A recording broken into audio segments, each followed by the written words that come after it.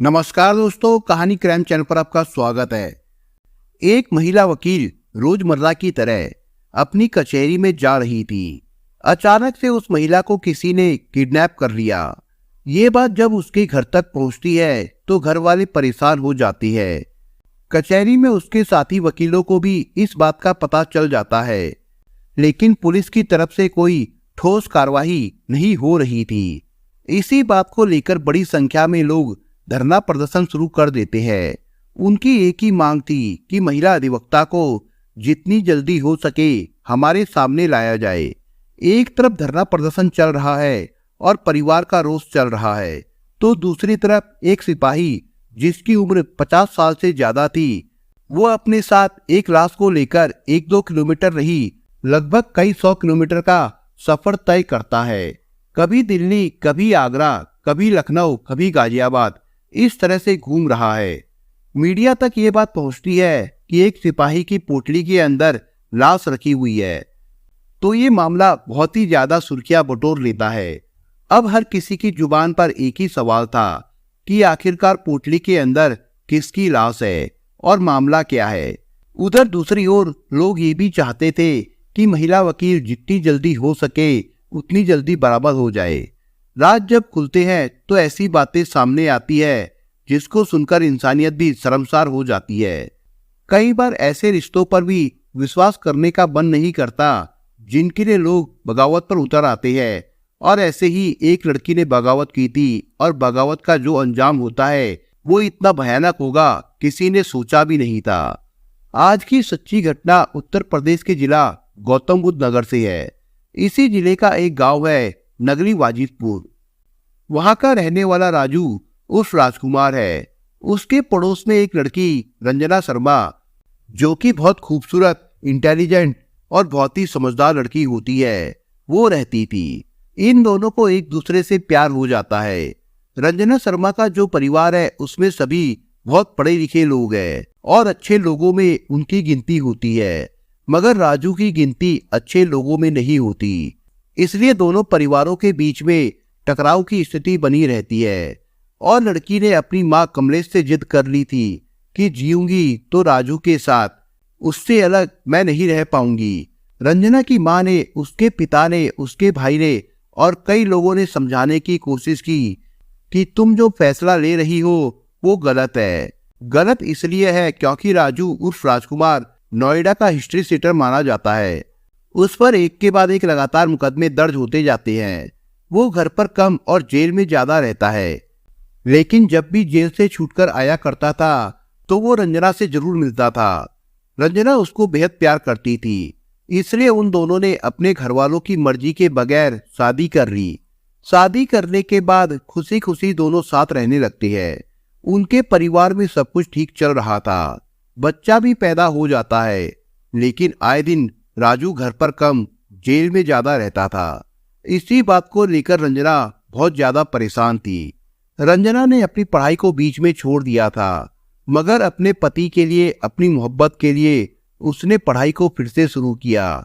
उसने वकालत की। उसने कहा कि मैं अपने पति के लिए कुछ भी करूंगी। अब मेरा पति जेल में नहीं रहेगा।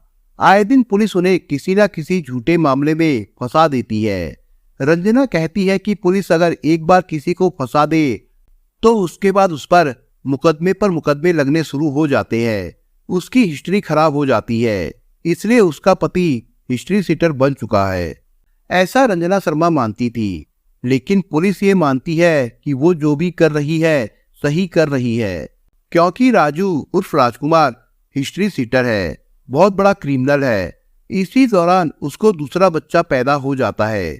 साथ ही वो इसी बीच में वकालत की पढ़ाई पूरी कर लेती है, और वकालत की पढ़ाई पूरी करने के बाद नोएडा की कोर्ट में उसने बैठना शुरू कर दिया। अब जैसे ही वकालत की डिग्री उसके हाथ में आती है, उसने अपने पति का मुकदमा खुद से लड़ना शुरू किया और एक एक करके अपने पति को हर मुकदमे से बरी कराना शुरू कर दिया।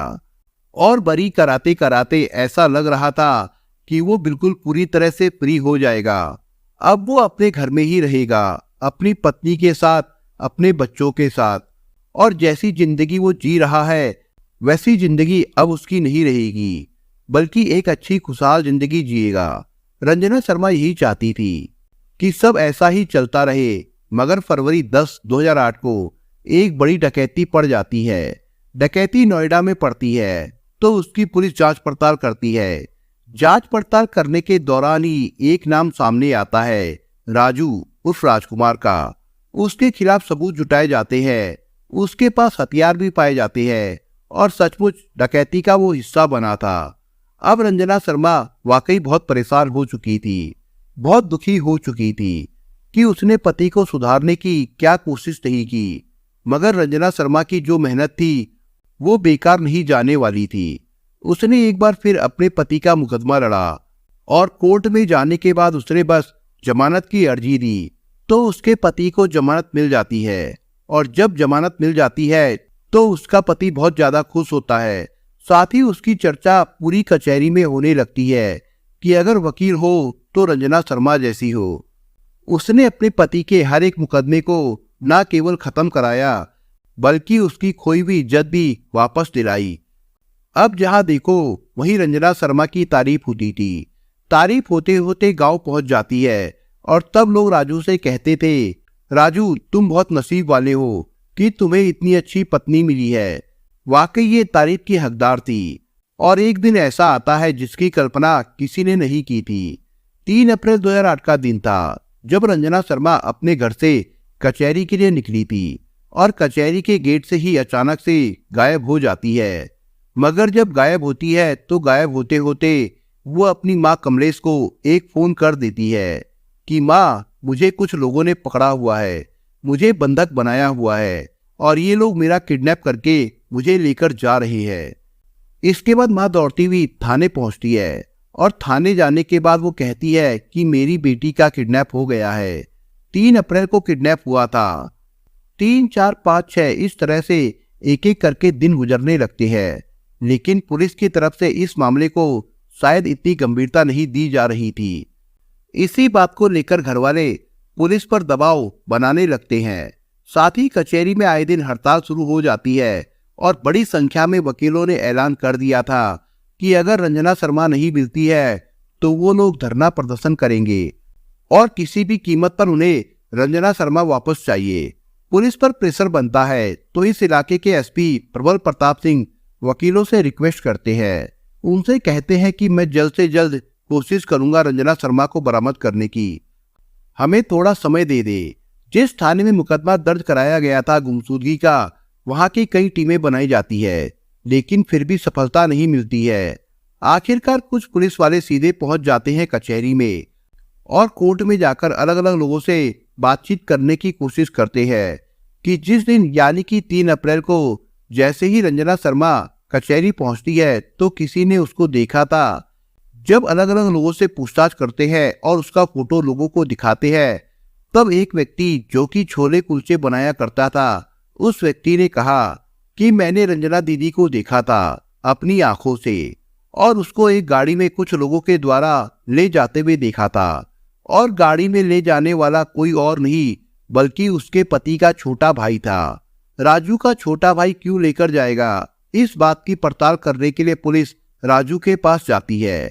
उससे बातचीत करने की कोशिश करती है तो राजू कहता है कि इस महिला ने मेरी जिंदगी संवारी है, मुझे इज्जत दिलवाई है, मान सम्मान दिया है समाज में, आखिरकार मैं अपनी पत्नी को क्यों गायब करूंगा। लेकिन पुलिस को उसकी बातों पर यकीन नहीं होता। पुलिस ने राजू से सख्ती से पूछा, उसके भाई को तलाश किया तो आखिरकार भाई भी पुलिस के हाथ लग जाता है और जब उससे सख्ती से पूछा जाता है तो वो कहता है, हाँ मैंने ही रंजना भाभी को किडनैप किया था।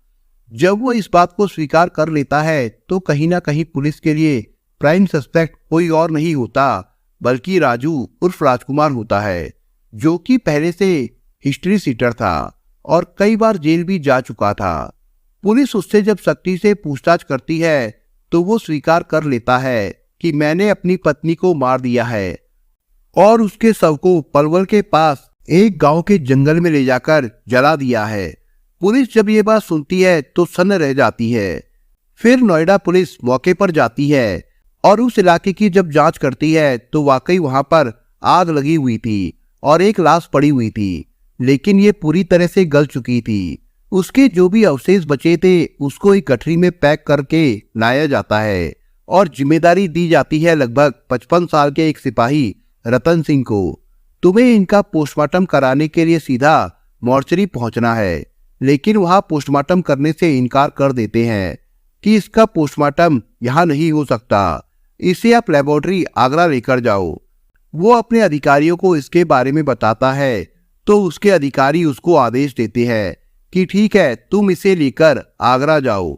आदेश के अनुसार अपनी बाइक पर इस पोटली को रखता है और सीधे पहुंच जाता है आगरा। आगरा पहुंचने के बाद उससे कहा जाता है कि ये काम यहाँ नहीं हो सकता, इसे तो आप लखनऊ लेकर जाइए। क्योंकि लखनऊ जाने के आदेश नहीं थे, आदेश सिर्फ आगरा जाने के थे, इसलिए वो अब आगरा से वापस नोएडा इस पोटली को लेकर आता है। अधिकारी से बातचीत करता है। अधिकारी उसे लखनऊ जाने का आदेश देते हैं।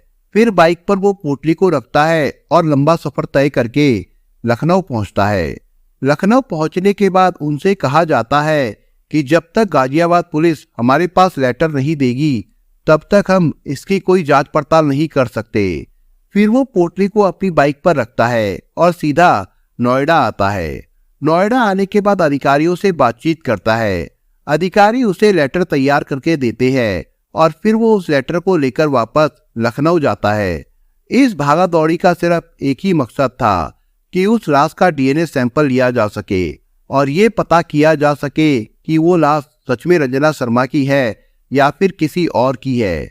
डीएनए रिपोर्ट आती है। रिपोर्ट से क्लियर हो जाता है कि मरा हुआ व्यक्ति कोई और नहीं बल्कि रंजना शर्मा ही था और उसे मारने वाला भी कोई और नहीं था, उसका पति राजू उर्फ राजकुमार था।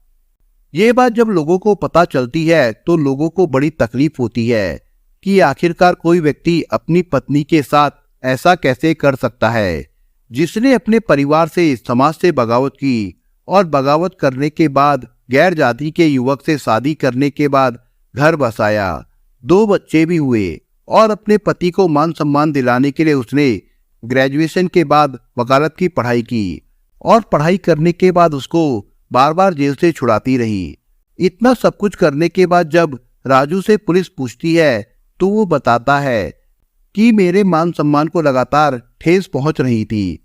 लोग मुझे चिढ़ाते थे कि तुम अपनी पत्नी की वजह से जिंदा हो, तुम अपनी पत्नी की वजह से आज बाहर हो।